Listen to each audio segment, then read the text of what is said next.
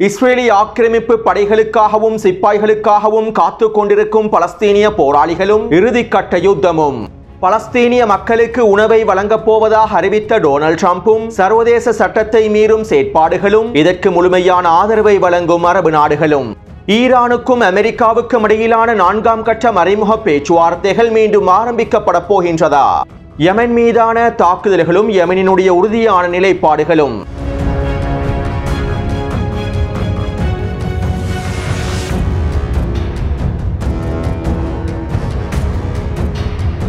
நேற்றிரவு அமெரிக்காவும் இஸ்ரேலி ஆக்கிரமிப்பும் ஒன்றிணைந்து யெமன் மீதான உச்ச வான்வழி தாக்குதல்களை மேற்கொண்டிருந்தன.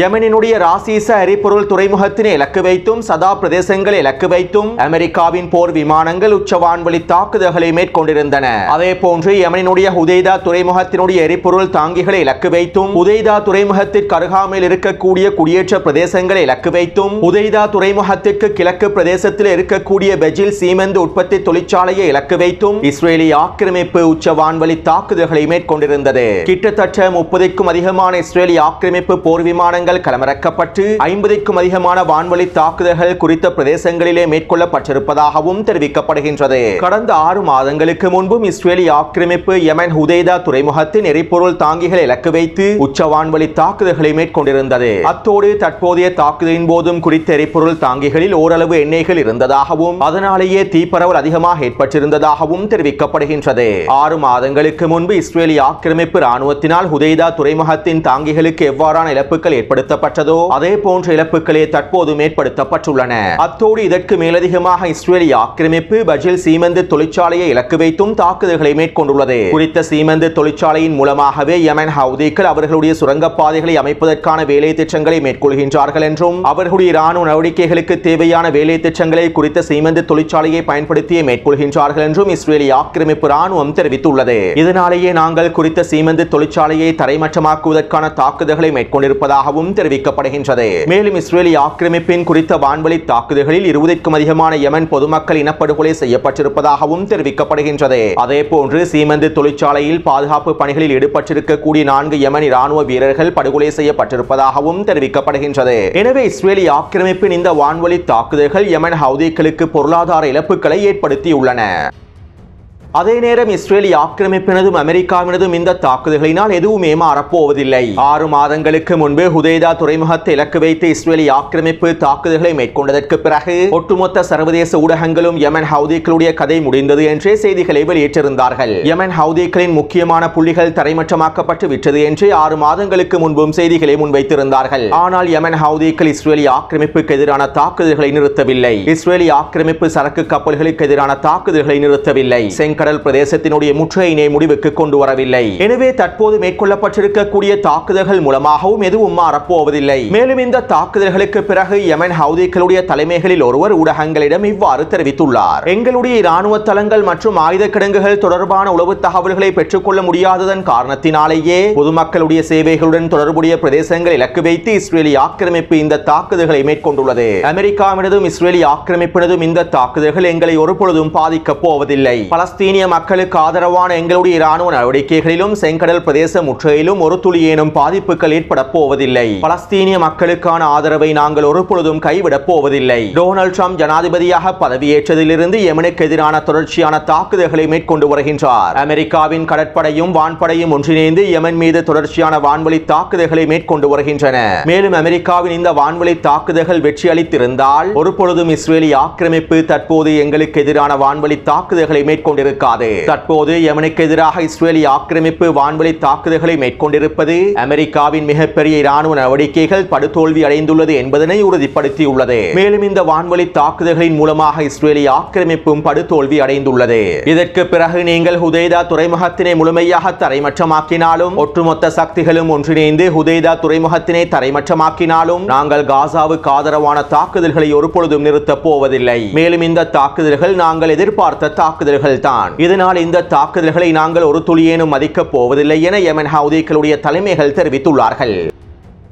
அத்தோடு யமன் ஹவுதிகளின் தலைமைகளில் ஒருவரான அல் புகாத்தி அவர்கள் இவ்வாறு தெரிவித்துள்ளார். நாங்கள் ஒட்டுமொத்த சர்வதேச விமான நிறுவனங்களுக்கும் எச்சரிக்கைகளை வழங்குகின்றோம். இஸ்ரேலி ஆக்கிரமிப்பின் டெல் அவீவ் பென் குரியன் விமான நிலையத்திற்கு உங்களுடைய விமான போக்குவரத்துக்களை மேற்கொள்ள வேண்டாம். நாங்கள் தற்போது உத்தியோகபூர்வமாக இஸ்ரேலி ஆக்கிரமிப்பின் பென் குரியன் விமான நிலையத்தினை பாதுகாப்பற்ற பிரதேசமாக அறிவிக்கின்றோம். மேலும் இஸ்ரேலி ஆக்கிரமிப்பின் இந்த தாக்குதல்களினால் நாங்கள் இஸ்ரேலி ஆக்கிரமிப்பின் விமான கட்டுப்பாட்டை நிறுத்தப் போவதில்லை. செங்கடல் பிரதேசத்தினை நாங்கள் எவ்வாறு தொடர்ச்சியாக முற்றுகையிட்டிருக்கின்றோம், அதே போன்ற இஸ்ரேலி ஆக்கிரமிப்பின் விமான நிலையத்தையும் நாங்கள் முற்றுகையிட்டிருப்போம் என்றும் இஸ்ரேலி ஆக்கிரமிப்பின் எந்த ஒரு தாக்குதலின் மூலமாகவும் நாங்கள் இவற்றிலிருந்து பின்வாங்க போவதில்லை என்றும் யமன் தலைமைகளில் ஒருவரான அல் புகாத்தி அவர்கள் தெரிவித்துள்ளார். அத்தோடு இந்த அறிவிப்பை தொடர்ந்து இன்னும் சில நாடுகளும் சர்வதேச விமான போக்குவரத்து நிறுவனங்களும் இஸ்ரேலி ஆக்கிரமிப்புக்கான முழுமையான விமான போக்குவரத்தினை நிறுத்தியுள்ளார்கள். இஸ்ரேலி ஆக்கிரமிப்பு ஹுதைதா துறைமுகத்தின் மீதான தாக்குதல்களை மேற்கொண்டதற்கு பிறகும் இஸ்ரேலி ஆக்கிரமிப்புக்கான விமான போக்குவரத்துகள் முழுமையாக தடைப்பட்டிருப்பதும் பென் குரியன் விமான நிலையமானது முழுமையாக இழுத்து மூடப்பட்டிருப்பதும் இஸ்ரேலி ஆக்கிரமிப்பின் மிகப்பெரிய தோல்வியை எடுத்து காட்டுவதாகவும் தெரிவிக்கப்படுகின்றது.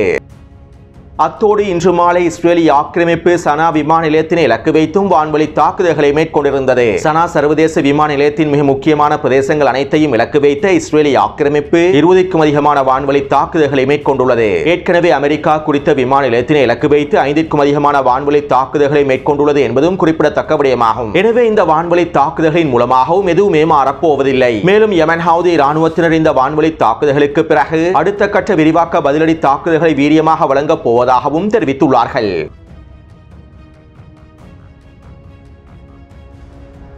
வருகின்ற 19ஆம் தேதி துரோகி அப்பாஸ் லெபனானுக்கு விஜயம் செய்ய போகின்றார். தெற்கு லெபனான் பிரதேசத்திலும் லெபனானினுடைய மத்திய பிரதேசங்களிலும் கிழக்கு எல்லை பிரதேசங்களிலும் அதிகளவான பலஸ்தீனிய முகாம்கள் காணப்படுகின்றன. இந்த பலஸ்தீனிய முகாம்களிலே ஆயுதங்களும் காணப்படுகின்றன. மேலும் குறித்த பலஸ்தீனிய முகாம்களில் இருக்கக்கூடிய ஆயுதங்கள் முழுமையாக களையப்பட வேண்டும் என்றும் பலஸ்தீனிய முகாம்களில் இருக்கக்கூடிய எதிர்ப்பு குழுக்கள் முழுமையாக நிராயுதபாணியாக்கப்பட வேண்டும் என்றும் லெபனானினுடைய அரசாங்கம் தெரிவித்துள்ளது. மேலும் இதற்கமைவாகவும் இவை தொடர்பான பேச்சுவார்த்தைகளை கொள்வதற்காகவும் பலஸ்தீனிய முகாம்களில் இருக்கக்கூடிய எதிர்ப்பு குழுக்களை முழுமையாக நிராயுதபாணி ஆக்குவதற்காகவுமே துரோகி அப்பாஸ் லெபனானுக்கு விஜயம் செய்ய போவதாகவும் தகவல்கள் வெளியாகியுள்ளன. அது மட்டுமல்லாமல் துரோகி அப்பாஸ் இன்னும் ஒரு புதிய முன்மொழிவு ஒன்றை முன்வைக்கப் போகின்றார். வெஸ்ட் பேங்க் பிரதேசத்திலே இஸ்ரேலி ஆக்கிரமிப்புக்கு எதிராக போராடக்கூடிய அனைத்து பலஸ்தீனிய எதிர்ப்பு குழுக்களையும் முழுமையாக நிராயுதபாணி ஆக்குவதற்கான முன்மொழிவு ஒன்றினை முன்வைக்கப் போகின்றார். சவுதி அரேபியா, ஐக்கிய அரபு அமீரகம், ஜோர்டான் ஆகிய நாடுகளின் தலைமைகளுக்கு கீழாலேயே துரோகி அப்பாஸ் இந்த முன்மொழிவுகளை முன்வைக்கப் போவதாகவும் அதற்கான முழுமையான ஆதரவை லெபனானிடமிருந்தும் பெற்றுக்கொள்வதற்கே லெபனானுக்கு விஜயம் செய்ய போவதாகவும் தகவல்கள் வெளியாகியுள்ளன. அடுத்து நேற்றைய தினம் லெபனான் முழுவதும் உள்ளூர் மற்றும் நகராட்சி தேர்தல் நடைபெற்றிருந்தது. 10 வருடங்களுக்கு பிறகே குறித்த தேர்தல் நடைபெற்றிருப்பதாகவும் தெரிவிக்கப்படுகின்றது. அத்தோடு இந்த தேர்தலில் ஹிஸ்புல்லாவுடைய வேட்பாளர்கள் களமிறக்கப்பட்டிருக்கக்கூடிய அனைத்து பிரதேசங்களிலும் ஹிஸ்புல்லா முழுமையான வெற்றியை பெற்றுள்ளது. குறிப்பாக தெற்கு லெபனான் பிரதேசத்திலும் பெய்ரூட்டின் பல பிரதேசங்களிலும் லெபனானினுடைய கிழக்கு எல்லை பிரதேசங்களிலும் ஹிஸ்புல்லா அமோக வெற்றியை பெற்றுக் கொண்டுள்ளது. அதே நேரம் லெபனானினுடைய எதிர்க்கட்சியானது படுதோல்வி அடைந்திருப்பதாகவும் தெரிவிக்கப்படுகின்றது. அத்தோடு இந்த நகராட்சி தேர்தல் ஹிஸ்புல்லா அதிகளவான இடத்தை கைப்பற்றியதை தொடர்ந்து இஸ்ரேலி ஆக்கிரமிப்பு தெற்கு லெபனான் பிரதேசத்திலும் டயர் பிரதேசத்திலும் உச்ச வான்வழி தாக்குதல்களையும் மேற்கொண்டிருந்தது. அடுத்து ஈரானுடனான மறைமுகமான பேச்சுவார்த்தைகளை ஆரம்பிப்பதற்கும் ஈரானினுடைய சிவப்பு கோடுகளை ஏற்றுக்கொண்டு அணுசக்தி தொடர்பாக மாத்திரம் பேச்சுவார்த்தைகளை மேற்கொள்வதற்கும் ஒரு இராஜதந்திர ஒப்பந்தம் ஒன்றினை அடைவதற்கும் அமெரிக்கா தயாராக இருப்பதாக அமெரிக்க தூதர் ஸ்டீவ் விட்கோஃப் தெரிவித்துள்ளார். இதற்கமைவாக மீண்டும் பேச்சுவார்த்தைகளை ஆரம்பித்து அடுத்த கட்ட வேலை திட்டங்களை ஆரம்பிப்பதற்கு தயாராக இருப்பதாகவும் ஸ்டீவ் விட்கோஃப் அறிக்கைகளை வெளியிட்டுள்ளார். மேலும் இதற்கமைவாக வருகின்ற ஞாயிற்றுக்கிழமை ஓமான் நாட்டிலே இந்த பேச்சுவார்த்தைகள் மீண்டும் ஆரம்பிக்கப்படும் என்றும் ஓமான் வெளியுறவுத்துறை அமைச்சகம் தெரிவித்துள்ளது.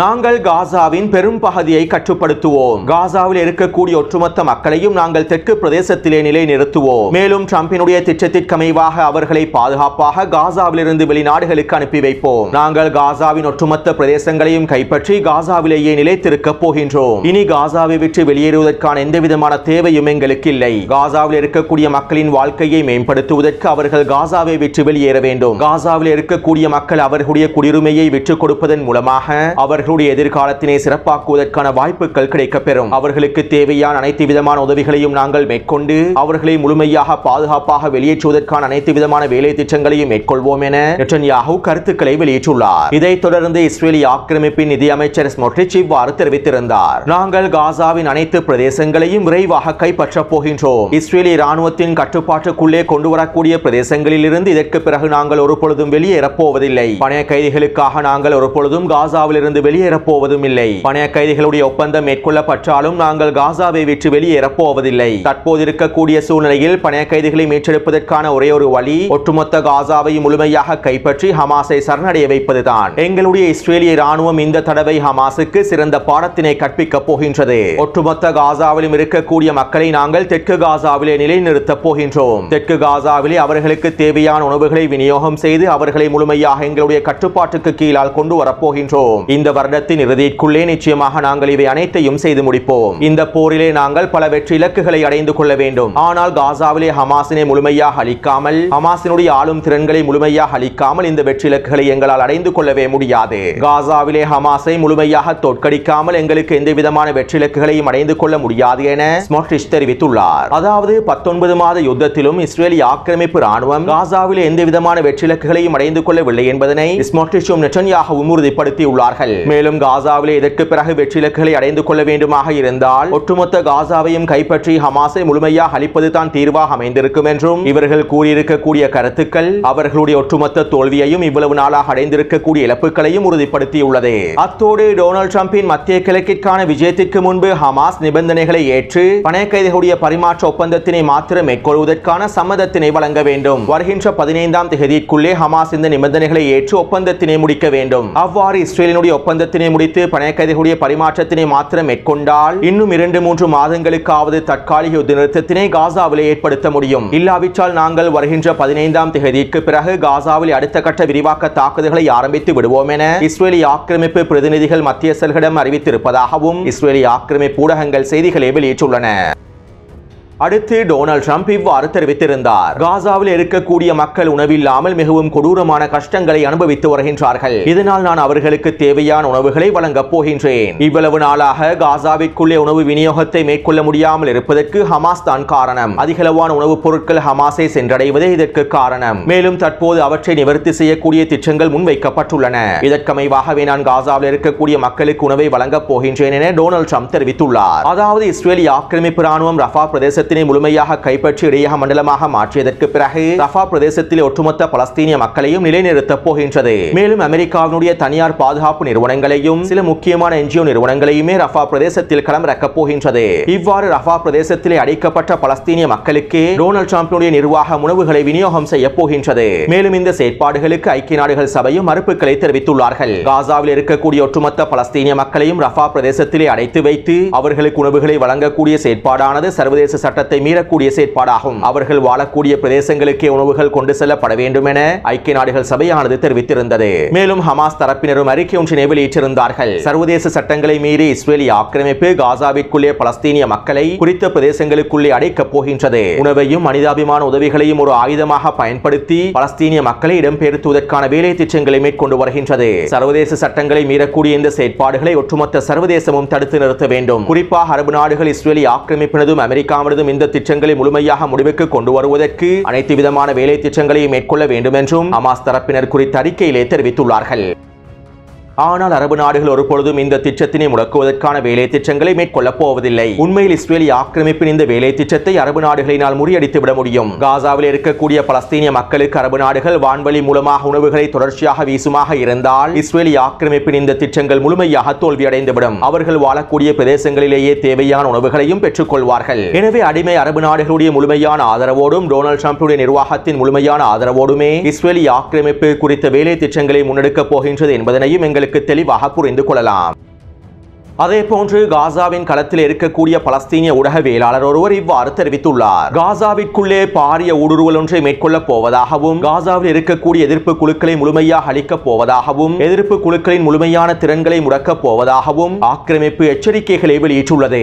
நாங்கள் காசாவிற்குள்ளே நுழைந்து ஒட்டுமொத்த காசாவையும் முழுமையாக கைப்பற்றி எதிர்ப்பை சரணடைய வைப்போம் என இஸ்ரேலிய ஆக்கிரமிப்பு எச்சரிக்கைகளை வெளியிட்டுள்ளது. இஸ்ரேலிய ஆக்கிரமிப்பு முட்டாள்கள் இன்னும் இந்த விடயத்தினை சரியாக புரிந்து கொள்ளவில்லை. காசாவிலே இதற்காகத்தான் பலஸ்தீனிய போராளிகள் ஆர்வத்தோடு காத்துக் கொண்டிருக்கின்றார்கள். இதற்காக அவர்கள் எல்லா விதமான ஏற்பாடுகளையும் முழுமையாக செய்து தயார்படுத்தி வைத்துள்ளார்கள். அபு உபைதாவினுடைய வார்த்தைகளை ஆக்கிரமிப்பு தரப்பினர் இன்னும் முழுமையாக உணரவில்லை. யூத மகனே, நாங்கள் காத்திருப்பதை நீங்கள் அச்சுறுத்துகின்றீர்களா? காசாவிற்குள்ளே நாங்கள் முழுமையாக நுழைந்து அனைத்தையும் கைப்பற்றப் போவதாக நீங்கள் குறிப்பிடுகின்றீர்களே, அதற்காகத்தான் நாங்கள் காத்துக் கொண்டிருக்கின்றோம். அபு உபைதாவினுடைய இந்த வார்த்தைகளை இன்னும் ஆக்கிரமிப்பு தரப்பினர் சரியாக புரிந்து கொள்ளவில்லை. காசாவின் களத்திலிருந்து நான் அனைவருக்கும் ஒரு விடயத்தினை தெளிவாக குறிப்பிடுகின்றேன். வெற்றியானது நாங்கள் கற்பனை செய்வதை விட மிக நெருக்கமாகவே இருக்கின்றது. இந்த வீர காவியத்தின் இறுதி கட்டத்தினை நாங்கள் அடைந்து கொண்டிருக்கின்றோம். இந்த போரினுடைய இறுதி கட்டத்தை நோக்கி நாங்கள் நகர்ந்து கொண்டிருக்கின்றோம். நிச்சயமாக நீங்கள் எதிர்பார்த்திராத பல விடயங்களை சந்திக்க போகின்றீர்கள். எந்த ஒரு ஆக்கிரமிப்புக்கும் காசா ஒரு மிகப்பெரிய கல்லறையாகவே மாறப்போகின்றது என்பதனை அனைவரும் புரிந்து கொள்ளப் போகின்றீர்கள் என குறித்த ஊடகவியலாளர் கருத்துக்களை வெளியிட்டுள்ளார். எனவே காசாவிற்குள்ளே நுழைந்து அடுத்த கட்ட தரைவழி தாக்குதல்களை ஆரம்பிப்பதற்கு தயாராக இருக்கக்கூடிய இஸ்ரேலிய ஆக்கிரமிப்பு படைகளை வரவேற்பதற்கு பலஸ்தீனிய போராளிகள் தயாராகவே இருக்கின்றார்கள். காசாவை முழுமையாக கைப்பற்றி வெற்றி இலக்குகளை அடைந்து கொள்வதற்காக வருகை தர இருக்கக்கூடிய இஸ்ரேலிய ஆக்கிரமிப்பு படைகளை வரவேற்பதற்கு பலஸ்தீனிய போராளிகள் தயாராகவே இருக்கின்றார்கள். எனவே இந்த வீர காவியம் இறுதி கட்டத்தை நோக்கி நகர்ந்து கொண்டிருக்கின்றது என்பதனையும் எங்களுக்கு தெளிவாக புரிந்து கொள்ளலாம். எனவே இந்த காணொளி தொடர்பான கருத்துக்களை பதிவிடுங்கள். தொடர்ந்தும் என்னுடன் இணைந்திருங்கள். நன்றி, வணக்கம்.